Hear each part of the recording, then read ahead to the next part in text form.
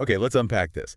You ever get that, like, rush of motivation? You decide, right, new me, I'm going to meditate every day, or this week I'm finally going to ditch the afternoon sugar Yeah, crash. oh, absolutely, yeah. You start strong, full of conviction, and then, well, life happens, right? The Mhm. initial spark fades, and those old comfortable patterns just kind of creep back in. I really do.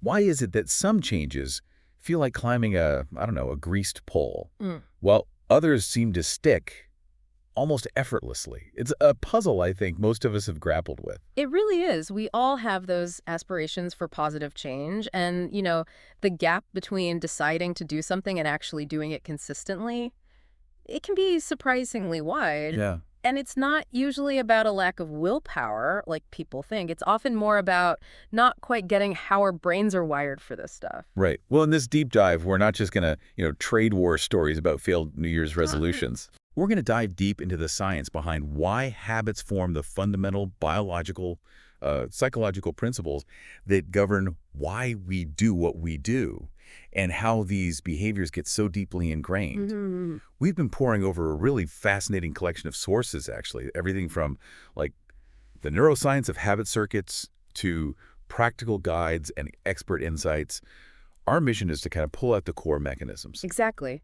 We want to provide you with a foundational understanding of how your brain actually learns and automates behaviors.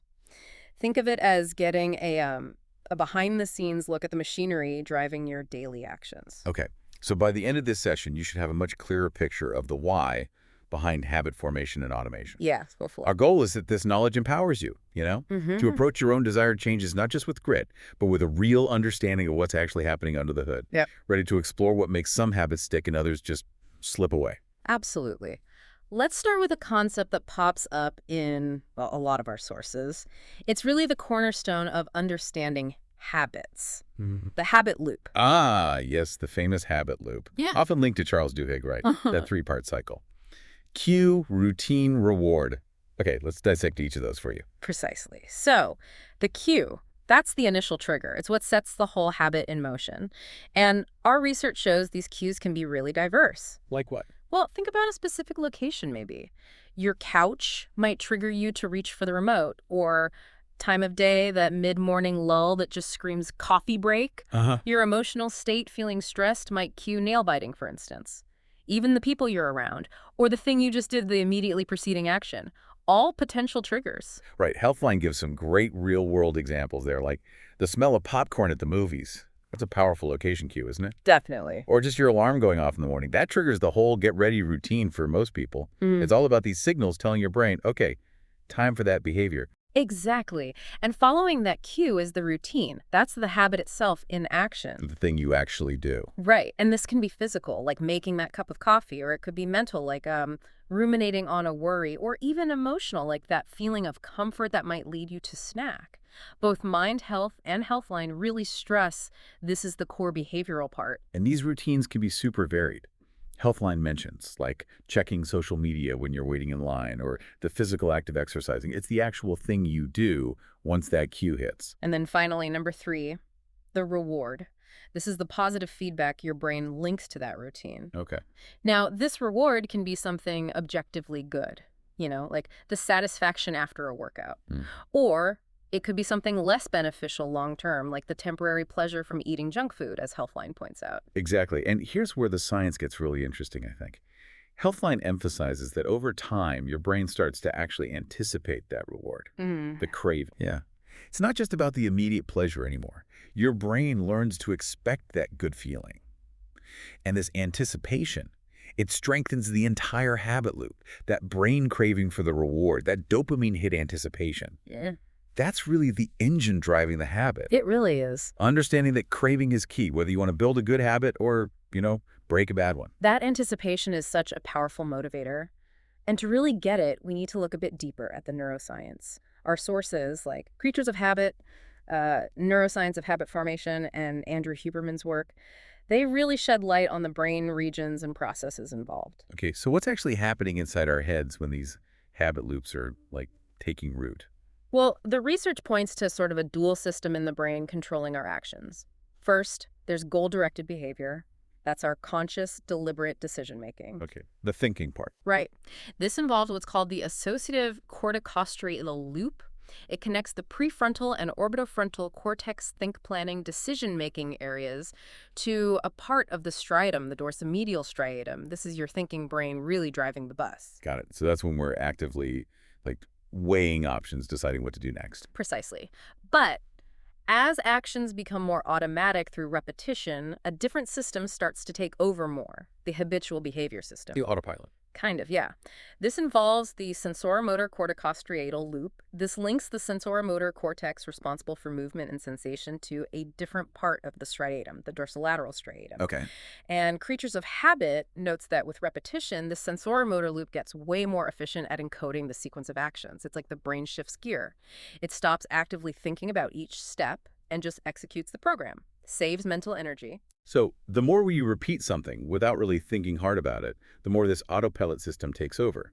That explains why some habits feel so automatic, I guess. Yeah. So if this automatic loop takes over, does that mean it becomes harder to consciously stop a bad habit once it's wired in there? That's a really key question. And generally, yes, once a habit is strongly encoded in that sensoromotor loop, it does take more conscious effort to override it. And a critical player in both forming and reinforcing these loops is a neurotransmitter called dopamine. Ah, dopamine. We hear a lot about that. We do. And the Neuroscience of Habit Formation article and Andrew Huberman both really highlight its role. Dopamine acts as a reward signal. It strengthens the connections between the cue, the routine, and the reward. Basically, dopamine helps our brain learn which actions lead to good outcomes, making us more likely to repeat them. It's the brain's way of saying, hey, do that again. So dopamine isn't just about feeling good in the moment. It's also like a learning signal that tells our brain, okay, this sequence, it's worth remembering and repeating. Exactly right. Now, Andrew Huberman also talks about something he calls limbic friction. Limbic friction, okay, what's that? It's basically the mental resistance or effort you feel when you need to start a particular behavior. It's influenced by your current state, how alert you are, or tired, calm, or anxious. It's that mental feeling, when you know you should do something but just really don't want to start. Oh, I know that feeling well. Limbic friction. That perfectly captures that inertia. So understanding this resistance, does that suggest we should focus on making the good habit feel as, like, effortless as possible, especially at the start? Absolutely. And one way to reduce this friction is through procedural memory. That's basically just knowing the steps of a task, right? Okay. Huberman explains that even just mentally rehearsing a habit, like walking through it in your mind from start to finish, can actually prime those neural pathways. It makes it easier to actually perform the action later. It's like a mental warm-up that lowers the activation energy needed to get going. That's a great practical tip. Just picturing myself doing the thing can make it more likely I'll actually follow through. Exactly. Now, a question we often hear, and you probably wonder too, is how long does it really take to form a habit? The Lally study, which Huberman discusses, gives some interesting answers. Oh yeah, I think I've seen that mentioned. What did it find? Is there a magic number? Well, no magic number, unfortunately. The study found a really wide range, actually, anywhere from 18 days to over 250 days specifically, up to 254 days for a new habit to feel automatic. In their study, it was for taking a walk after dinner. Wow, 18 to 254 days. That's a huge range. It is. It really highlights that it depends so much on the person and, the complexity of the habit itself. But the study also suggested that consistency is key. Performing the habit around, say, 85% of the time and noticing that it feels like less mental effort, those are good signs it's becoming ingrained. Okay, so consistency over perfection, maybe? And that feeling of it getting easier, that definitely busts the myth of the 21-day quick fix and really underscores you got to stick with it, even when it feels tough. Precisely. So, okay, we've got this foundation now, right? We understand a bit about the loop, the brain wiring, the dopamine, the friction. Let's shift gears now to some practical, actionable strategies you can actually use to build new habits that are more likely to stick. Yes, please, because knowing the science is one thing, but how do we actually apply it day to day? Right. Well, one of the most consistently effective strategies is simply to start incredibly small, like really small. Smaller than you think. Probably. Health Direct and Mind Health both really emphasize the power of setting tiny, realistic, easily achievable goals. This helps build initial momentum and, crucially, confidence. Think of them as micro habits. Okay. You do these consistently, and then you can gradually build up to bigger behaviors. So if you want to exercise more, don't commit to an hour at the gym right away. Start with just a 5-minute walk each day. Seriously, just 5 minutes. That makes perfect sense. It Yeah. feels way less daunting, right? And those small wins, they probably fuel your motivation to keep going. Exactly. Another really powerful technique is habit stacking. James Clear and Mind Health talk about this. It uses a simple formula. Before my current habit, I will meal my new habit. Ooh, I like that. Yeah. By anchoring a new behavior to something you already do automatically, like brushing your teeth, you're basically tapping into existing neural pathways. It makes the new habit easier to remember and actually do. The neuroscience backs this up too, leveraging that associative learning. I love this. It's like piggybacking, right? Your new goal gets a ride on something you already do without thinking. So instead of just vaguely saying, I want to read more, you could say, after I pour my morning coffee, I will read 1 page of a book. Exactly. Be specific. The more specific, the better, like James Clear says. Okay, what about those if-then plans? Are those helpful? Yes. Those are called implementation intentions, and Mind Health highlights how effective they are. It's that simple but powerful structure. If this situation happens, then I will do this specific behavior. Okay. Research shows that making these specific plans beforehand significantly bumps up the likelihood you'll actually follow through when the situation arises. Like, if my alarm goes off at 6 a.m., then I will immediately put on my workout clothes. You're basically pre-programming your response. Right. So you don't have to rely on making the right decision in the moment when maybe you're tired or distracted. Precisely. It cuts down on that decision fatigue. Now, let's think about your surroundings. Environment design plays a huge, often underestimated role in supporting good habits and discouraging the ones you don't want. Okay, how so? Well, MacroFactor and Mind Health both emphasize this. It involves actively removing cues and temptations that trigger bad habits. Right, like hiding the cookies, actually Yeah. putting them away. Exactly. Or making unhealthy snacks harder to reach. MacroFactor also talks about choice architecture, basically designing your environment to subtly nudge you towards better choices, and stimulus control, which is more about tweaking the triggers for your existing habits. Okay, wait, choice architecture versus stimulus control. What's the difference there? Good question. Choice architecture is more like setting up the environment to make the new desired behavior the easy or default option, like putting a water bottle right on your desk. Stimulus control is more about managing the cues for habits you already have, maybe redirecting them. Like if watching TV always triggers snacking, maybe you put your knitting basket next to the remote instead. Got it. So one is making the good thing easy, the other is changing the trigger for an existing thing. You've got it. Default nudges, like maybe automatically packing a healthy lunch the night before, can also be really powerful. And importantly, both MacroFactor and Flinders University's Habit Hacks highlight the crucial role of social support. Having people in your corner. Exactly. Surrounding yourself with people who share your goals or just encourage your efforts, that can make a massive difference in your success. That's so true. Having a workout buddy or someone you check in with about your eating habits, it provides motivation and accountability. For sure. And of course, we can't forget the basics. Routine and consistency. Health Direct really stresses this, integrating your new habit into a regular schedule and just doing it repeatedly. That repetition is absolutely fundamental for it to become automatic. Repetition builds those neural pathways we talked about, it seems. That's the idea. Now, Andrew Huberman offers another really valuable lens here. He talks about leveraging our natural daily rhythms. He calls it task bracketing. Task bracketing. Interesting. Yeah, the idea is to try and align your attempts at new habits with the times of day when your brain chemistry is naturally more supportive for that kind of activity. Okay, that's fascinating. How does that actually work? Like, what are the phases? So he breaks the day into roughly 3 phases. Phase 1 is the first 0 to 8 hours after waking up. This is typically when you have higher levels of alertness and focus, thanks to neurochemicals like dopamine and norepinephrine being naturally higher. Okay, morning energy. Right. So this makes it a potentially optimal time for tackling habits that require overcoming that limbic friction.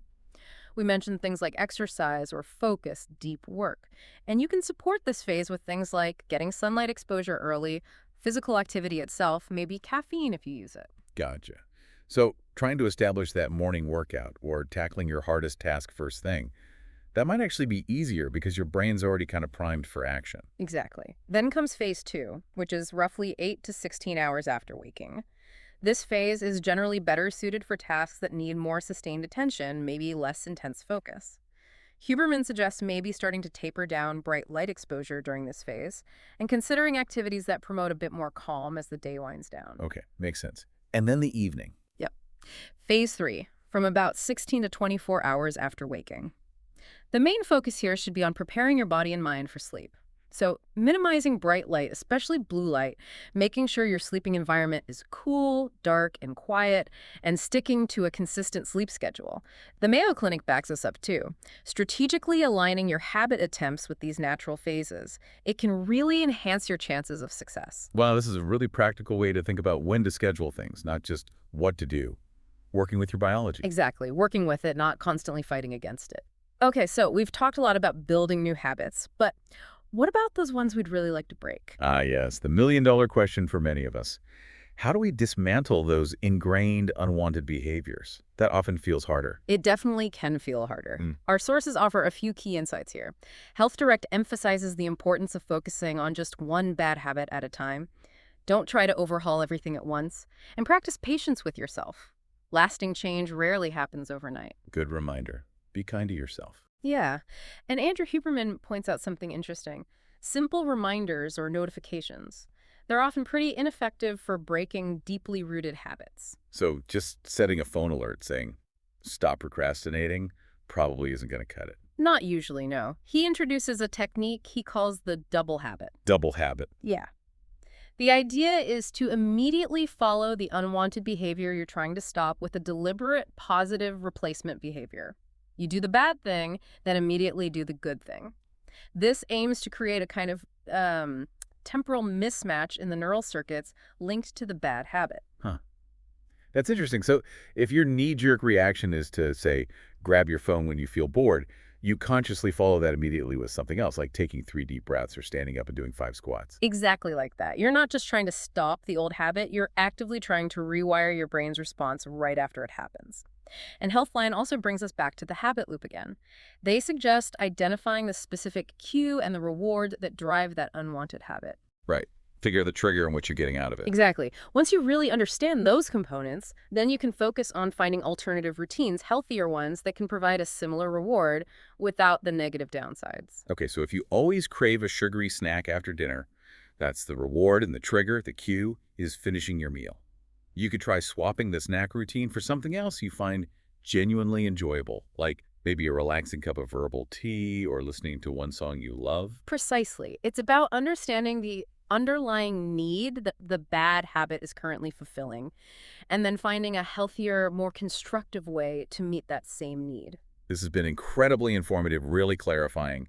So to wrap things up, what would you say are the 2 or 3 most crucial scientific principles of habit formation that our listeners should really take away from this? Okay, top takeaways. First, I'd say really getting a solid handle on the habit loop, that interplay of cue, routine, and reward. It gives you a fundamental framework to analyze basically any habit, good or bad. Right, the basic structure. Second, recognizing the power of dopamine. Understanding its role not just in pleasure, but in driving motivation and reinforcing those habit loops. That's key for both building good habits and disrupting the ones you don't want. Okay, loop and dopamine, what's third? And third, I think, is being really aware of the huge influence of our environment and our natural daily rhythms. Knowing this lets you strategically design your life, your surroundings, your schedule to support your goals, rather than constantly feeling like you're battling your environment or your own biology. So it's not just about gritting your teeth and relying on sheer willpower. It's more about understanding the underlying mechanics of how our brains learn and then kind of strategically working with those mechanisms. Exactly. By shifting your perspective from just trying to force change to actually understanding the science of how habits work, you can approach your goals with, well, greater awareness, more effective strategies, and ultimately, hopefully, more success. This has been fantastic, really useful stuff. Now, as you, our listener, reflect on all this, maybe consider this question. Given the brain's amazing efficiency at automating our behaviors, how can you become more of a conscious architect of your own habits? How can you deliberately design the cues, routines, and rewards in your daily life to build the autopilot settings that will actually steer you toward your long-term well-being and goals?